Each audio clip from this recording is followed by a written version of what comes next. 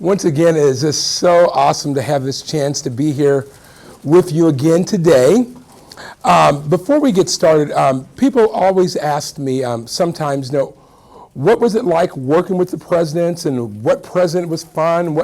And I will tell you a story that a Secret Service agent friend told me. Now, whether it's true or not, you be the judge. I'll just tell you honestly what he told me, and I'll start off by saying it's about Bill Clinton.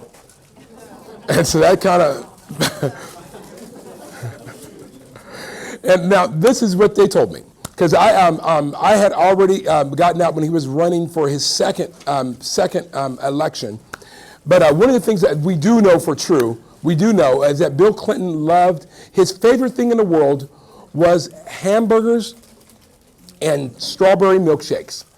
And we know that eventually he caught up with him because he had, 3 bypasses he ended up having.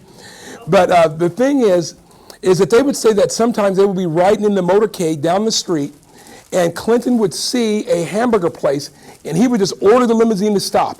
And he would get out sometimes so fast, they wouldn't have time to even set up Secret Service. And he would run up to the counter, and they would say, "You look just like the president." And he would say, people say that all the time. And then he would order his food, and the Secret Service comes in and all that crazy stuff. But there are many Clinton stories you could tell you, but this is the one that they shared with me that I'm going to share with you.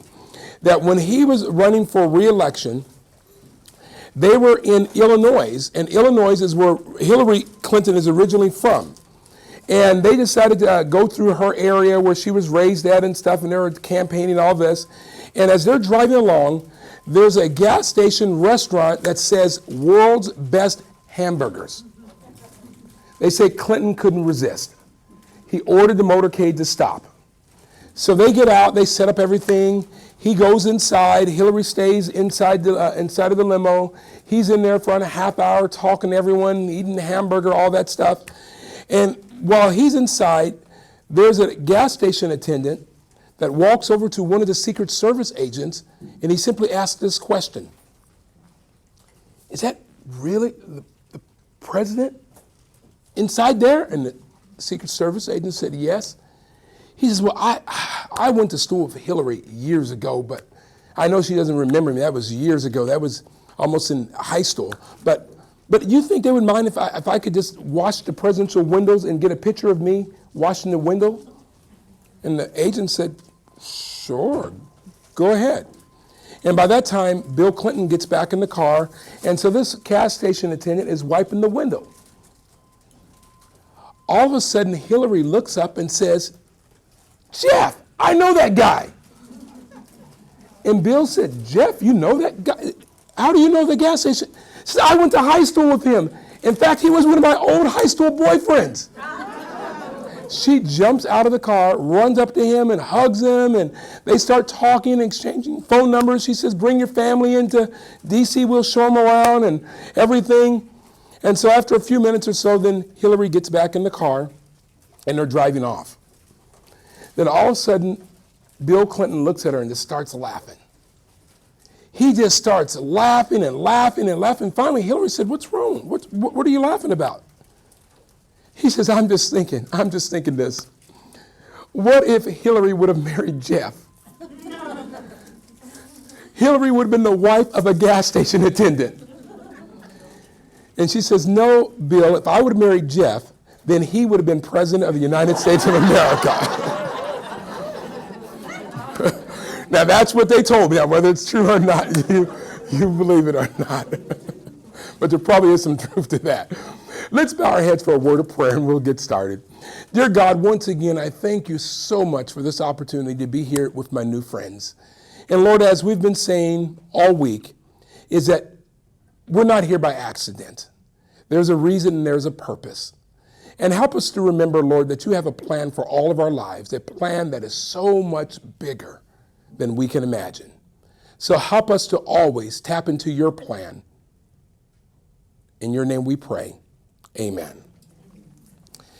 It's so funny because there are many times in our lives where we try to plan stuff out and we think that it's going to happen a certain way and we try to maneuver it. And there's an old saying that says that we make plans and God laughs. Because our plans are sometimes so different than what God has in store for us. Now, the hardest thing for us is to surrender our plans to his plans. Because we have to trust and believe that God sees the entire picture of our lives. And he knows what fits where and how it fits, and we can't see that. And we can only see the here and now. Now, our verse of hope today that I want to share with you is from the book of John, and it's John chapter 10, and it simply says this, John chapter 10, verse 10, "The thief comes only to steal and to kill and to destroy." He's referring to the enemy. "But I have come that you may have life, and you may have it more abundantly." Friends, either we believe this or we don't. Either God is for us or he's not for us. And it's easy to trust him when everything goes exactly the way we think it should go. But the difficulty is learning to trust him when we can't see the light at the end of the tunnel. Now, if I could share something with you, and those who were here yesterday, I told you how I struggled in high school. Now, people always ask, now, Terry, how did you end up in the Air Force? All the struggling and all that different things. And let me tell you this, and I told you about how I cut a hole in the fence and I would charge guys to sneak over to the mall during lunchtime and all that stuff and get on the other side. Well, we had gotten down to almost a week before graduation, and I will never forget this. It's a gentleman who is now, once again, I don't know why this is happening, but he's one of our doctors at the hospital there in Portland. All I will tell you is his first name. His first name is Martin. And Martin, for that particular day, he was going to go over to the mall to do something, our senior year or whatever. And so Martin then was trying to come back in the fence. And I still remember this.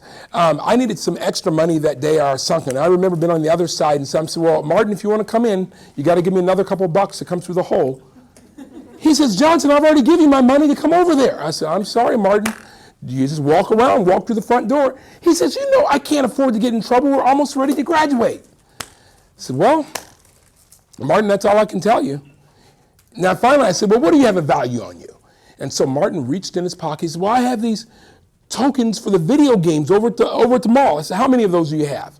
He said, "Well, around $2 or $3 worth." I said, "Okay, I'll take the tokens this time, but the next time you better have cash." And I let Martin in the fence. Took the tokens. Well, the very next day, I'm over at the mall, having a good time, spending the tokens, playing games. I'll never forget this.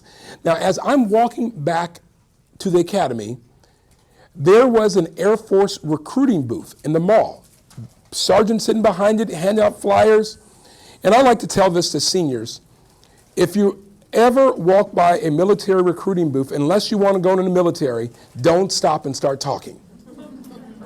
The guy called me over. "Psst, psst, come over here." And so I went over there. He says, "What year are you in school?" Never tell a military recruiter that you're a senior in school. I said, "Well, I'm a senior." He says, "I got the perfect job for you." I said, "Perfect job?" Now, I didn't know what I wanted to do in life, but I knew I didn't want to go in the military. So I was just thinking, well, maybe I'll just think of something. And finally he said, What do you want to do?" I said, "I don't know." And then once again, I thought, hey, you know what? My grandmother's been praying for me. The miracle has worked out for me to graduate. That's it. I'll tell him I want to be a chaplain. And trust me, if they talked to anyone at the school, they would never let me be a chaplain. So I looked at the guy and I just said, "You know what? I was thinking of becoming a chaplain." He says, "I got the perfect job for you then." My plan didn't work. He says, "You can be an assistant to a chaplain." He says, "In fact, what we'll do is we'll put you on what we call delayed enlistment. We'll pay you for the whole year. We'll pay for your schooling if you want to go to school in that time." And he went on and on and on. I'm thinking, I'm going to get paid for a whole year. They're going to pay for my schooling. This is great. And so I signed up on the dotted line. Well, I graduated from high school. A week after high school, I received a phone call from the recruiter. He says, "Johnsson, I have good news and I have bad news. What do you want to hear first?" I said, "Good news, bad?" I said, "Well, let me hear the good news." "Well, the good news is the United States Air Force still wants you." I said, "Okay, then what's the bad news?" He says, remember we told you had a year before you had to come in? Well, they moved you up just a little early. I said, a little early? I said, I can't go in. I can't go in 8 months? No. He said, no, well, they moved you a little bit earlier than that. I said, more than 8, what, 6 months? He says, try a little bit earlier. You have to have your bags packed the day after tomorrow. You start school again. I said, I just got out of school. I'm not going back to school. No, there's no way. With no summer break, I'm not going.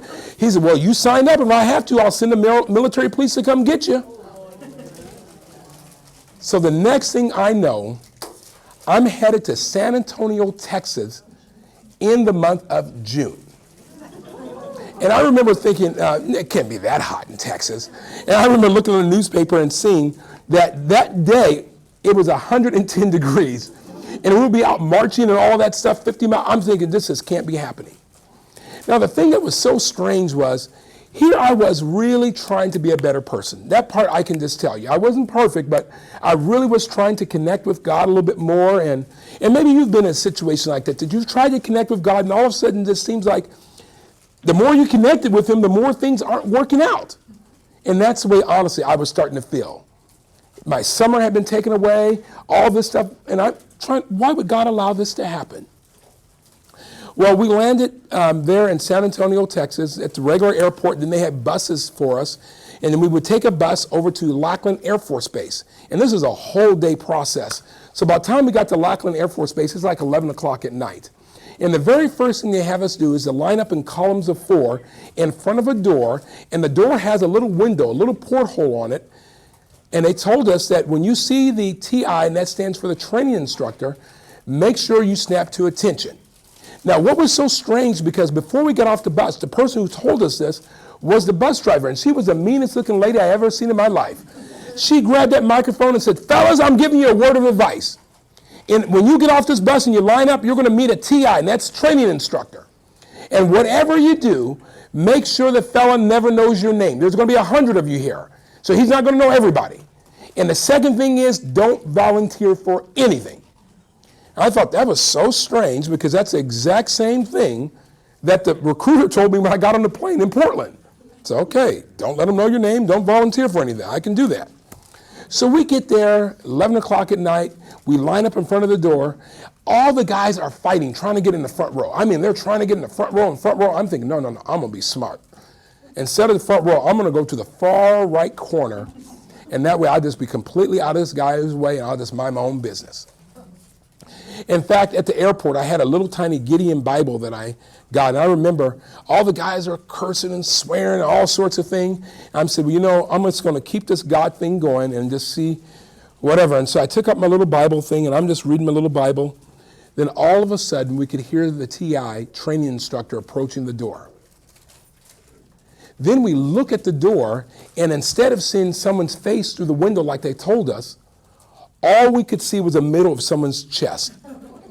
And I remember one of the guys yelled out, oh, he's probably standing on a box. He's just trying to scare us. Well, that door swung open, and there he stood. Tech Sergeant Dan Beck. 6'7", over 300 pounds. The guy was a monster. He started walking through the middle of the guys. Get out of here. Get out of my way. Get out of here. Guys are falling over each other. He walks all the way to the very back row, stops right in front of me, bends down and says, boy, what's your name? I'm thinking this is unreal. I've been here 30 seconds. And I said, my name is Johnsson. Johnsson, I didn't realize the Air Force was so desperate for people. Pick up your bags. You're going home right now. So I pick up my bags. Boy, put those bags back down. I put them down. Pick them up. He started doing that so fast. Pick them up, put them up, put them up. Sweat just started pouring off my face. And finally he yelled, stop. And then he got within inches of my face. He says, for these next 6 weeks, I'm going to be your mother, your father, your sister, your brother, your boyfriend, and your girlfriend. Do you understand me? And friends, trust me, I believed him. Trust me. And then he looked at me again and said, I still don't like your attitude. Just get your bags, you're getting out of here. And by this time, it's 12 o'clock at night. Place is empty. He says, get your bags and let's get out of here. So I pick up my bags. I'm trying to hold 3 bags. Sergeant Beck has me running in the middle of the street trying to catch an imaginary bus. He's behind me. You better get on that bus, son. You better get out of here. I'm dropping my bags. I'm thinking, God, this can't be happening. All the other guys are in shock. They just cannot believe this. I'm dropping. Finally, he yelled, stop. You better be glad that bus didn't stop, boy, or you've been going back home tonight. Get your bags and get over here. So I grabbed my bags, 3 of them. I'm trying to go over. He says, I want you to face that brick wall. I'm going to count to 100. I'm going to march the rest of the guys around the corner up the steps, and you better be on time. And so that's my first military assignment. I'm trying to hold 3 bags facing a brick wall and thinking, God, this cannot be happening. Well, finally, after I'm done counting, I walk around the corner, I go up the steps, and I will never forget this as long as I live. He was getting ready to start screaming at me, and he looked at his watch and he looked again. I walked into on the very second on time. I like to tell people that was a miracle. Now, if there's anyone here with military experience, or you may have heard of this, at least in the Air Force, we call it a shakedown.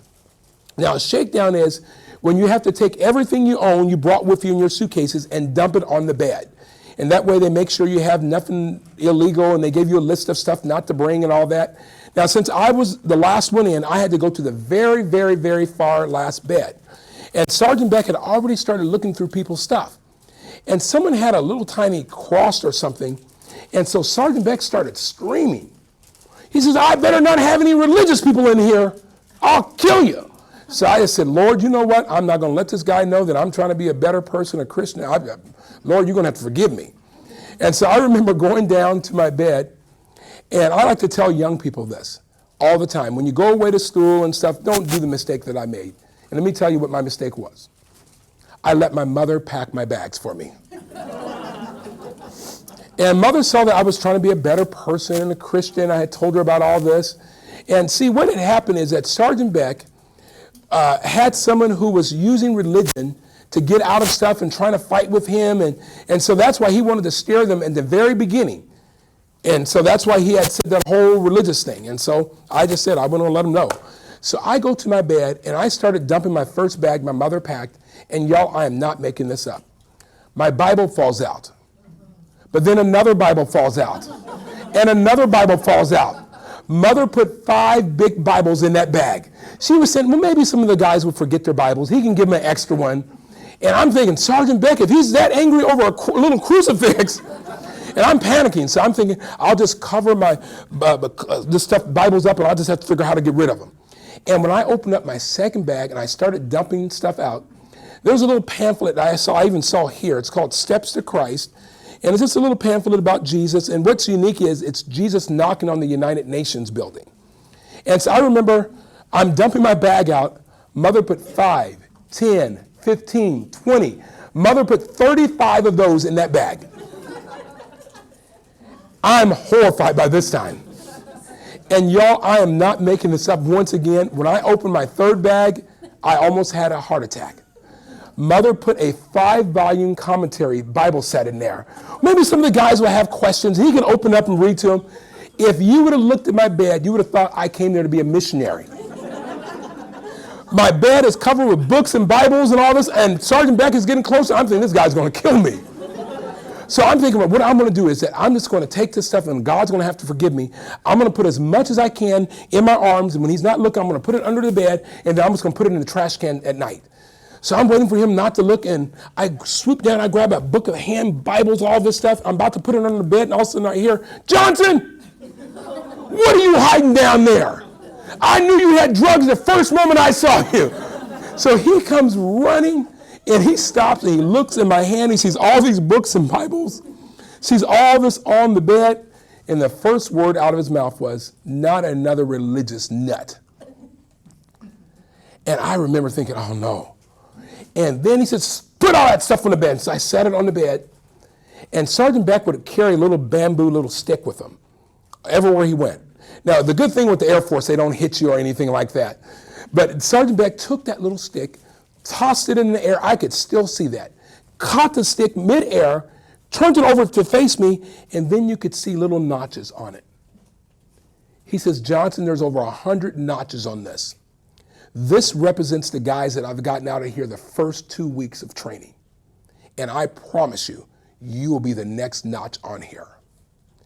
Now, one of the things in the military, the sergeants have just a big responsibility. That is that they have to train 100 guys in 6 weeks to work together.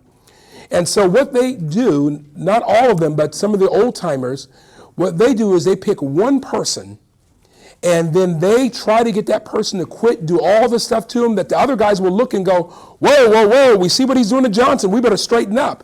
And many of you remember the movie Officer and Gentleman.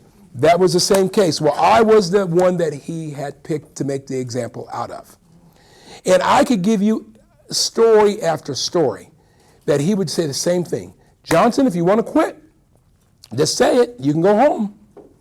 Now, the most interesting thing to me that was happening is that as I was going through this, I really did start to pray more.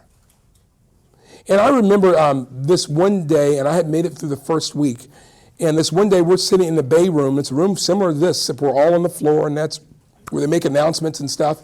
So we're all there, and Sergeant Beck comes in, and he says, you know what? I think I'm going to start a bowling team up. How many of you like to bowl? And all the guys are raising their hands. He says, I need someone to be captain of our bowling team. So the guys are all going this. And I remember, don't volunteer for anything. Then all of a sudden he says, where's that Johnsson at? He's such a Christian. And so he said, Johnsson, do you bowl? I said, well, sure, I used to. How would you like to be captain of our bowling team? And I remember thinking, this prayer stuff is really working, man. I've been praying every night, and look at this. This is great. God's already doing a miracle. I said, sir, I would love to be captain of the bowling team. He said, all right, come with me. Said, right now? Yeah, we're going to the bowling alley. I said, okay. So I follow him, and we go to the door, and instead of making a right to go out, we make a left. I said, sir, he says, come on, follow me. We stop in the bathroom. He reaches in his pocket, and I'm not making this up, pulls out a toothbrush, and says, Johnsson, there's 30 toilet bowls here, and you're captain of our toilet bowl team. Every day I will inspect with a white glove. If I see one bit of dirt on this, you're going to be out of here. And that was my job for 6 weeks, cleaning 30 toilet bowls with a toothbrush. And let me just tell you this. It's so important that as we go through this journey, especially when we don't understand stuff, that we ask God to just really help us. Because I will tell you this, is that the strangest thing in the world started happening. It seemed like the more things that he would do to me, the happier I would get. And that would make him even more mad. He would come in there sometimes, and I would be cleaning the toilet bowls and singing a song. La, la, la, la, la. Johnsson, you're singing? You're weirder than I thought you were. I would say, yes, sir, and keep on cleaning. And I mean, it was just a miracle. And finally, I made it to the 2-week mark with all the stuff. And like I said, I could tell you story after story. But I made it to the 2-week mark. And what's important in Air Force basic training, the 2-week mark, is that they give you what we call a base pass. And for those first 2 weeks, you're not allowed to go everywhere. You march together, you eat together, everything's together. And so they always hold it above your head. You mess up, we're going to take your base pass away from you, because your base pass is the first chance you get where you can go anywhere on the base. You have a whole day to just be yourself, make phone calls. So everyone's excited about this base pass. Well, we're in the day room. He makes the announcement. Everyone had passed. They got their base passes. So we're all clapping. So he reaches in the pocket, pulls out the passes, and says, oh, no. I can't believe this. We're one pass too short. That means someone's going to have to stay here. Where's that Johnsson at? He's such a Christian. And I remember, I'll be honest with you, that was one of the saddest times in my military career. Everybody left, they were exciting, and there I am in that great big barracks by myself. And I remember thinking, God, why are you doing this to me? And I was honestly ready to pack my stuff and go home. I was just saying, you know what? They can court-martial me, whatever, I'm out of here. And as I'm really thinking about getting ready to do that, all of a sudden I hear someone come up the steps. And to my amazement, it wasn't Sergeant Beck. It was my bunkmate, and that's the person right next to you. He did the strangest thing. He took his base pass, walked over to Sergeant Beck's door, sat it on the floor, then walked over way to the end where I was. He says, Johnsson, you know what? You're always praying for us at night, and all the guys, they can come to you and talk. And if you can't use your base pass, I'm not going to go either. I'll stay here with you. Then another guy comes up and another guy. Over 37 guys came up and put their base passes down. And so we all stayed there that day, laughing and joking and just having a great time. Some of the guys snuck out and brought food in, and we were just having just a great time. All of a sudden, we could hear Sergeant Beck coming up the steps. And we knew for sure that, he knew for sure that it was going to be over with, that Johnsson would have his bags packed because this was the final thing. And when he turned that corner, he saw all those base passes on the floor. He looked up and saw me in the distance, guys sitting around me, we're laughing and having a good time. He yells at the top of his lungs, "I quit!" and goes into his office and slams the door. And we're all, what in the world? And he didn't come back out for the rest of the day. The next day, I'm walking by his office and his door's kind of cracked. He yells, "Johnsson, is that you? Get in here." I go in, shut the door. I shut the door. Well, now you did it. You got all these witnesses of how I've been treating you. I know you're going to probably get me to lose a stripe and you're going to do like that other fellow did to me. Well, you probably win now. You got all these witnesses. But tell me this one thing before you get me in trouble. Why are you so happy all the time? And the words that came out of my mouth even shocked me. I said, "Sergeant Beck, I guess God is the reason I'm so..." God? Get out of my office. I don't want to hear that stuff. Threw me out of his office. Later that day, I walked by. "Johnsson, get in here. Tell me something else about God." I would say something else. "Get out of my office." And this went backwards and forwards. Well, I will tell you this. I graduated from basic training. That weekend, my mom flew down for the graduation ceremony, and we went to church. My mom sat on my right-hand side, and guess who sat on my left? Sergeant Beck. And instead of getting him in trouble, I invited him to go to church with me.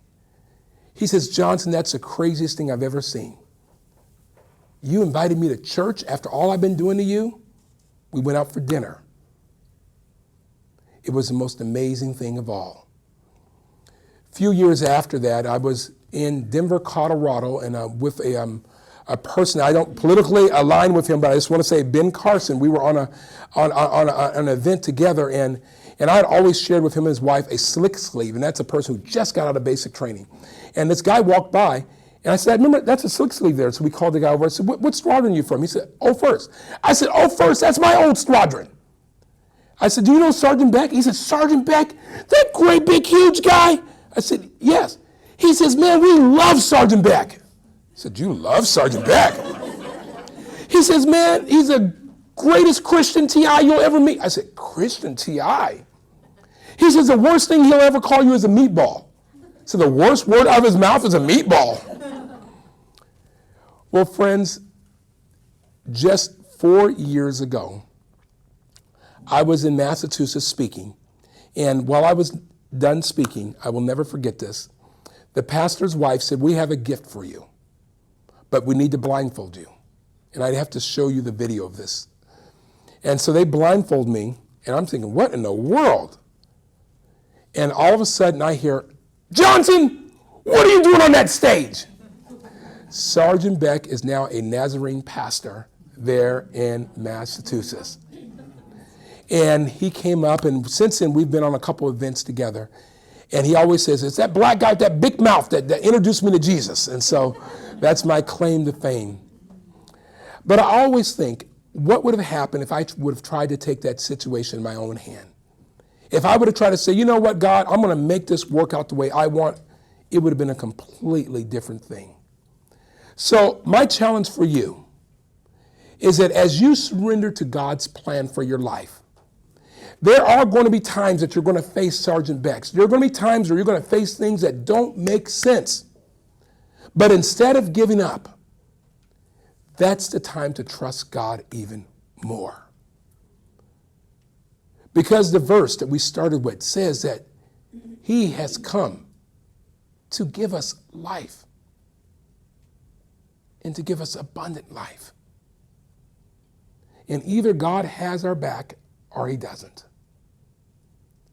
And when I struggle, I reflect back at that story of my life, of how when I was at one of the lowest points, that he was still in charge.